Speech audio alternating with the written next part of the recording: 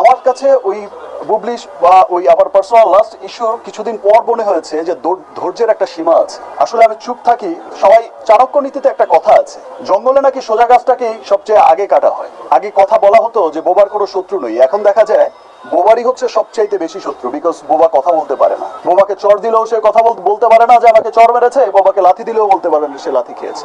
So বোবা থাকার এখন আর সময় নেই। এখন আসলে যে যেমন যেমন কুকুর তেমনই মুগুর দেওয়া উচিত। শাকিব খান কয়টা আছে যে তার বিরুদ্ধে অভিযোগ হবে? শাকিব খান তো একটাই আছে। তো শাকিব খান যখন একটাই আছে, ওই এক শাকিব খানের সম্বন্ধেই হচ্ছে অভিযোগ আসবে। ওই তার যারা হচ্ছে এনিমি আছে তার হচ্ছে বদনাম গাইতেই থাকবে। শাকিব খানের আবার যারা ফ্যান ফলোয়ার আছে, শাকিব খানের যারা লাখো ফ্যান আছে, শাকিব খানের যারা শুভাকাঙ্ক্ষী আছে, আবার সমস্ত ভালোবাসা বেশি বেশি ভালোবাসা শাকিব খানই পাবে। বা আমি আজকে শাকিব খান, কালকে আমার জায়গায় অন্য কেউ আসলে সেই পাবে, এটাই স্বাভাবিক।